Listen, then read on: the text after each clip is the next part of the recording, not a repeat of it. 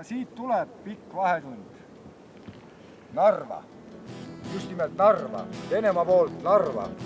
Mitte seljaga Venemaa poole, vaid näoga Narva poole. Tere tulemast pikka vahetundi.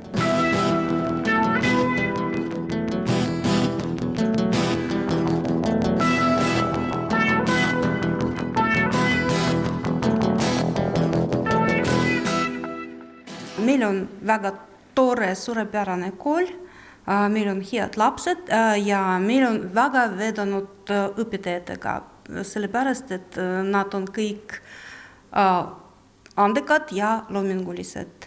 Meie kooli motto on edust koolis, eduni elus. Ja just seetõttu me püüame ette valmistada mitmekülgseid isiksusi. Kool aitab lastel arendada nende andeid ja leida väärikat kohta elus. Palju teil õpilasi on? Meil on 1005 õpilast. Mitmes vahetuses nad käivad? Ühes vahetuses. Ühes vahetuses? Ja. Meil on suur kool, suur hoone. Mitu paralleelklassi on? Mõnedel paralleelis 4 täpselt ja mõnedel 5. Millist huviharidust te pakute? Igale maitsele. Näiteks tehnikahuvilistele me pakume robotika ja programmeerimisringi. Vaimse spordi harrastajatele meil on mõeldud malering. Meil on olemas isegi oma Euroopa maalemeister, kuigi ta õpib alles 6. klassis. Loomingulised inimesed käivad teatri- ja kunstiringis, käsitööhuvilised teevad endale väga ilusaid asju enda ja oma kodu jaoks. Meie koolis töötab prantsuse keele ring.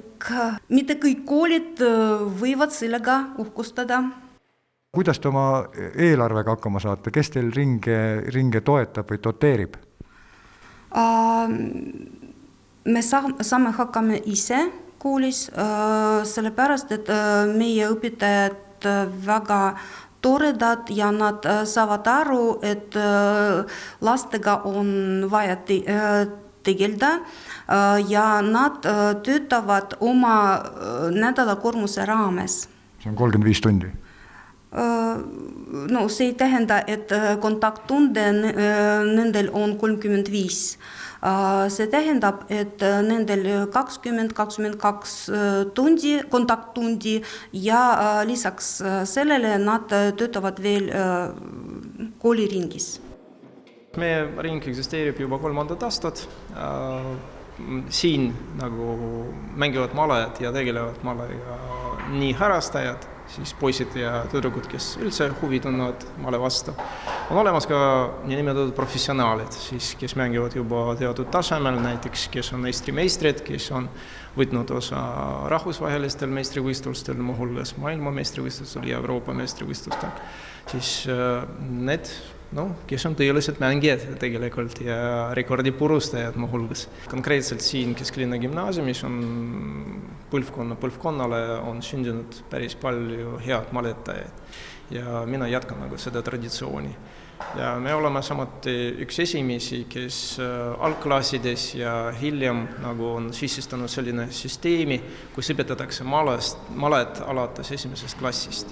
Ja siis 3 klassi järjest õpetatakse kõigile ja siis juba igalased otsustavad ise, kas nad lähevad kuskile edasi või maha jäävad või valivad teisi spordisuundi ja nii edasi. Aga malega nii on lood.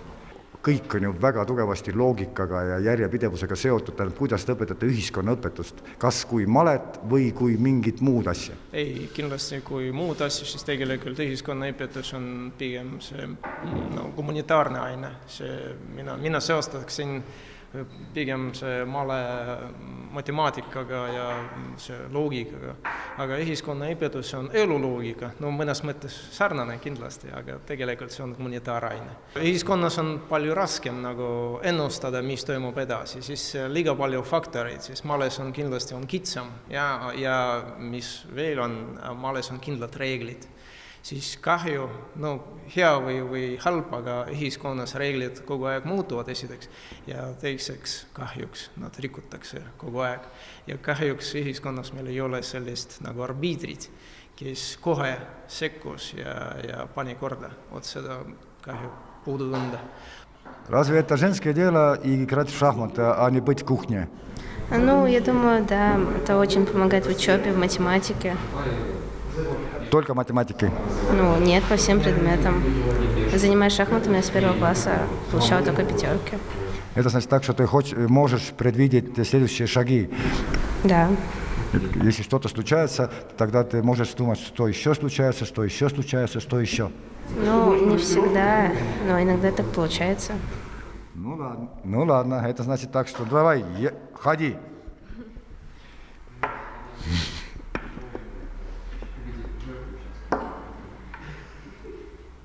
Я сдался. Ну, в общем, так, что все очень-очень умные вещи в одном голове. Ну да, потому что любой конструктор – это инженер, это и математик, и должен уметь предвидеть последствия, и спрогнозировать.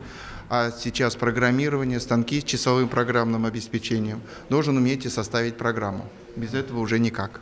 Обязательно, но а куда потерялся геометрия? Геометрия никуда не потерялась, потому что никакую конструкцию без проекта, без чертежей не создашь. Поэтому геометрия с нами осталась.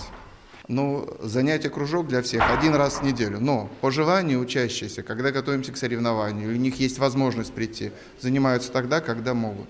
У нас есть лаборантская, где они садятся и самостоятельно доделывают роботов, готовя конструкции. Это значит так, что как долго длится ваш рабочий день? Ой, рабочий день длится столько, сколько нужно. Обычно часов до 5, до 6. Но это ведь, скажем так, что вы любите свою работу, что ли? Ну, это интересно детям, это интересно мне. Все мальчики играют в конструктор. Просто конструктор меняется. Это очень правильно сказано. Только инструменты меняются, а остальное все остается так же. А как вы думаете, сколько должен был бы местное управление или государство помочь неклассную работу или давать средства для этого, чтобы развивать дальше уровень на уровень? Потому что каждый уровень ведь стоит больше. Безусловно, средства нужны, потому что приобрести комплект роботов достаточно дорого. И для того, чтобы идти в ногу со временем, обязательно нужно финансирование. Но мы исходим из возможностей, которые местное самоуправление нам предоставляет. Они помогают, но хотелось бы больше помощи. Ну, в общем, так что минимально надо вам самим купить. Сколько стоит кружок роботики? Ну, 1 комплект роботов стоит 400 евро. Для одного ребенка сколько стоит кружок? 400. Для ребенка ничего не стоит. И откуда они? Много лет копим, собираем, используем проектную деятельность. Роботы в наше время могут делать все, что угодно. Мы сейчас участвуем в соревнованиях First Lego League. В Эстонии проводится. Мы на полуфинале заняли 1 место, теперь поедем на финал в Тарту. Если мы там выиграем, то поедем в Италию, но это вряд ли. Ну, когда у всех эти машины такие, у всех такие электромоторы, у всех такие программы, что же вам разница? 1 место, 2 место, 3 место?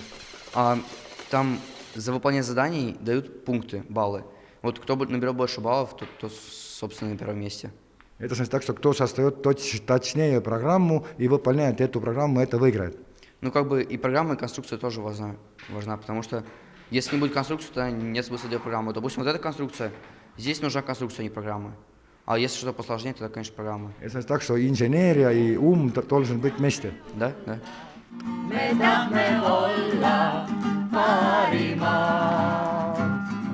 Meie, me võime öelda, et siin on tore õppida, et siin on tore õppida.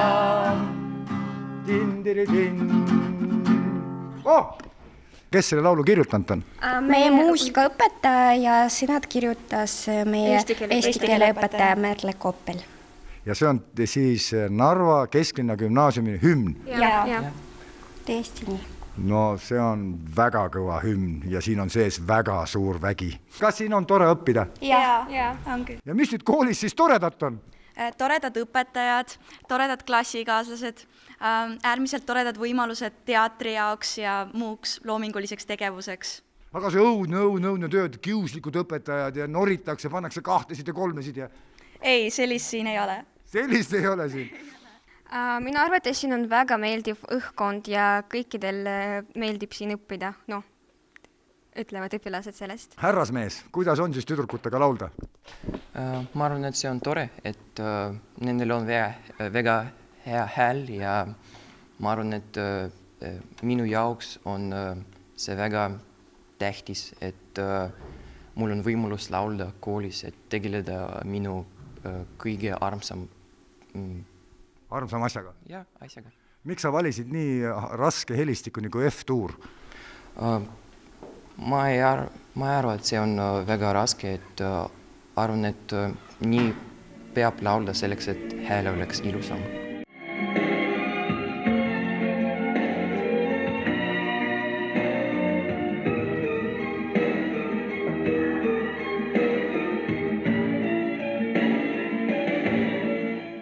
No этот танец про любовь, что ли? Да. А с твоего лица это не видно. Я очень серьезно отношусь к этому. К любви? Конечно. Вот это мужской ответ. Ты чувствовала, что он танцует с любовью? Да, на самом деле чувствовала. Мы уже довольно давно танцуем этот танец, и я успела это ощутить. Да. Это уже нормально, потому что по-нашему курамаш должен быть длительный.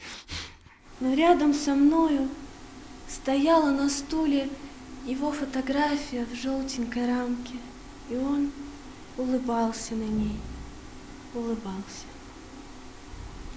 Что случилось, что такой монолог, или с какого пьесы это? Это поэма учителя, одного из руководителей нашего театра. Она посвящена времени блокады Ленинграда, и это рассказ о 2 возлюбленных, один из которых должен был идти на фронт, и девушка осталась в городе и погибла. А как это грусть и большое сердце лезет в твое молодое маленькое тело? Ну, я даже не знаю, как объяснить. Это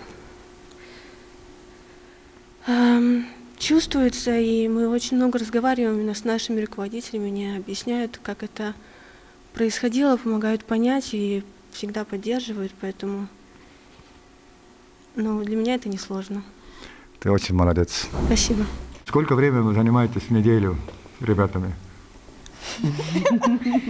24 часа. Круглосуточно. Прекрасно звучит. А вы? И по выходным тоже. Мы сюда приходим, репетируем, потом ездим по фестивалям. А директорша от вас ключей не отбирает? Пока нет. Пока не отбирает. А как с ребятами? Они тоже по воскресеньям здесь? Да. Они заставляют нас работать. Они приходят и говорят, мы хотим. Я видел, что здесь всякие такие кисточки есть, которые составляют вас очень-очень просто работать. Дети сколько за свои кружки должны платить? Это бесплатно. Дети не платят за кружки, они занимаются бесплатно. Бесплатно. Бесплатных ужинов нету? У нас есть пока еще. Это значит так, что вы не кушаете, да? Забываем. Времени не хватает. Мы забываем иногда покушать. Да. Как директорша относится к вашему вообще безалаберному поведению о рабочем времени? Вы знаете, у нас, конечно, замечательное положение в этом плане. Наш энтузиазм поддерживается. И у нас есть возможности такие сегодня и использовать и актовый зал для репетиции, и кабинеты для рисования. И более того, школа нам выделяет даже стены для того, чтобы мы на них могли рисовать. Поэтому у детей есть все возможности для творчества. Sa õpid siin, nagu ma näen, säravatest silmadest ja heast olekust väga suure rõõmuga. Jaa. Mis süvaõppeid sa saad siin koolis veel juurde? Ma õpin psühholoogiat veel lisaks nagu päris ainetele, et saksa keelt võtan ka lisaks ja teatrit teen ka.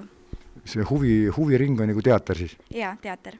Aga peale see teatri, kui sa nüüd oled hommikul tuled kooli, käid tunnid ära, käid teatriproovis ära, mida sa siis teed?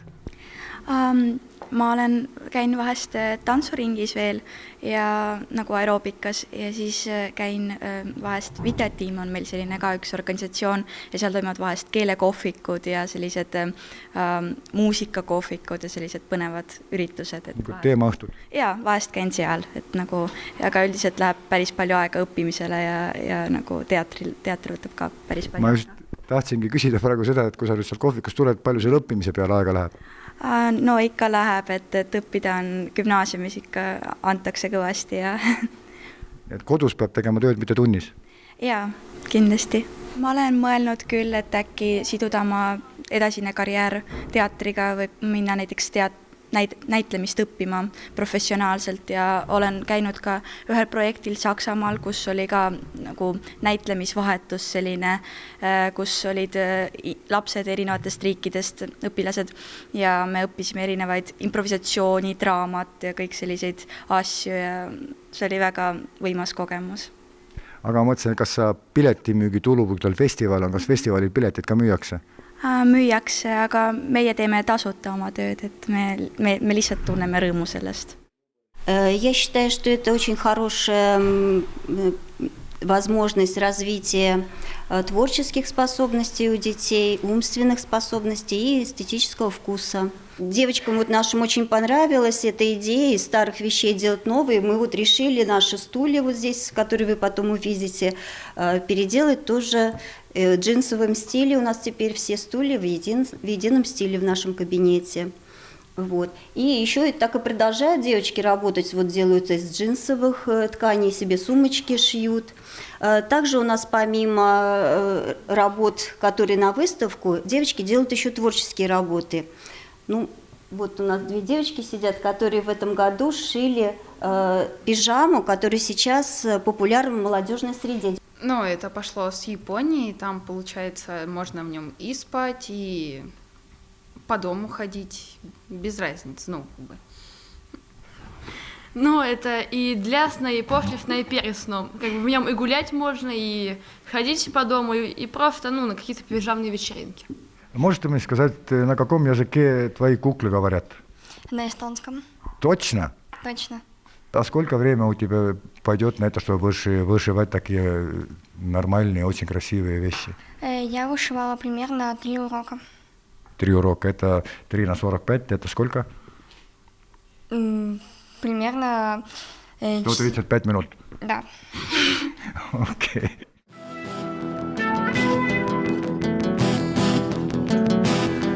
Õppida. Ja kui ära väsid, siis huviringi ja magama.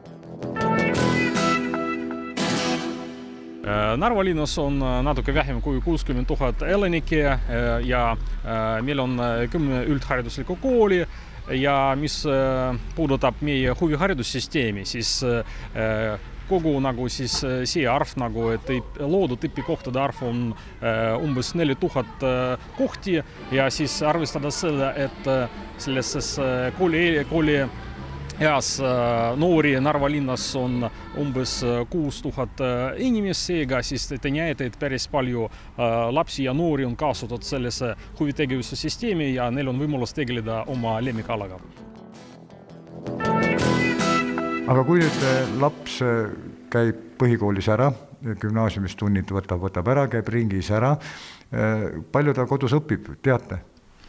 No õpilastel õppimine, see on nende põhiline töö ja mina arvan, et pärast kooli nad õpivad veel üsna palju. Kas teie peate ka õigeks seda, et põhikooli ehk kuni 9. klassini õpilase põhitöö ja töö ongi õppimine, mitte mingi muu asi? Loomulikult, tegelikult siis noored peavad õppima selles vanuses ja loomulikult saada head haridus ja siis juba peale seda otsida endale head tööd ja teenida ja siis teha muid asju siis peale seda, kui nemad saavad head haridus ja peale õppimist. Aga kas sa ei ole kunagi niisuguse mõtte peale tulnud, et äkki, et käiks veel lisaks suvel ikka käiakse tööl vahetevahel, ollakse ajalehepoiss ja käiakse kõplamas või põllutöid tegemas, kas sa ei ole tulnud mõtte peale, et võiks nagu kooliperioodi ajal ka mõnikord käima lisatöid tegemas, et mingit taskuraha teenida? Jaa, ma olen suvel töötanud ka, aga hetkel tahaks küll nagu tööle minna ja niimoodi koolist veel vabal ajal tööl käia, et see oleks küll tore, aga suvel kindlasti lähen tööle, et siis on rohkem aega ja pole kooli, et siis kindlasti läheks. Aga ma just kardangi seda, mitte kardavad, tahtsin küsida, et kui sa kooli ajal käiksid õhtul tööl, äkki sa ei saakski nii palju iseendaga tegelda? Jaa, võib-olla tõesti, et teatriringid on meil ka, et meil on varsti esinemised ja me esineme varsti Maardus ja kõik ja festivalidel erinevatel, et teater nõuab väga palju tööd ja kogu aeg on proovid iga päev, et selles mõttes tõesti praegu ei ole töö jaoks hetkel aega, et ainult õppimine ja teater. Nii et õpilase töö on õppimine? Jah. Aga siin käis selline jutt, et mis mind täitsa kurvastas ja täitsa nördima pani, et räägiti ühes telesaates seda, et kuni 20% põhikooli venekeelseid õpilasi käivad õhtuti lisaks koolile tööl, palgatööl. On see teie arust tõsi või mitte? Kas teie koolis on ka niisugune asi olemas või? Esimest korda sellest kuulan ja arvan, see ei ole nii. Sellepärast, et õpilastel ei ole aega pärast tunde kuskilt töötada. Võib-olla nad töötavad suvel, aga õppeajal nad ei tööta. Võib-olla üksikud inimesed töötavad, aga... See on erand? Jah. Sest üks väga kõrge ametnik, riigiametnik ütles niimoodi, et miks pärast erinevad riigieksamite, gümnaasiumi riigieksamite tulemused Eesti ja Vene koolides nii kõvasti, siis oli selline põhjendus, et Vene kooli õpilased käivad, 20% Vene kooli õpilastest käivad õhtuti tööl, mis nagu tundus absurdsena. Ja teie arvate ka nii? Mina arvan ka nii, et see on absurdne asi, sellepärast, et pärast kooli õpilased käivad ringides, käivad spordisektsiooni, käivad lasteloomingu majja ja nad ei tööta ja muidugi teevad koduseid ülesandeid. No erandjuhul, kui on vaja tööle minna, siis tuleb minna, seal pole midagi parata, aga see ei ole reeglipärane. See ei ole reeglipärane. Kui me räägime noortest, siis tegelikult see peab olema väga hästi nagu kuidagi läbi mõeldud. See küsimus tegelikult, et see kuidagi saaks seda rakendada niiviisi, et kõigil oleks nagu võimalus, nii nagu te ütlesite, ka nagu kuskil kõrval nagu tööd teha, siis ikka nagu noored peavad õppima siis ja saama head haridus ja siis peale seda kuidagi jätkata seda teed, seal hulgas ka oma tööteid. See on noortekeskus, üle 10 000 ruutmeetri, Narva linnas. Tallinna linnas üks asju pole kuskil näha, siin õpib 4000 inimest. 4000 inimest käivad huvikoolis, et saavad huviharidust. Pikk vahetund, seekord Narvast. Lähme vaatama, kus mujal midagi tehakse.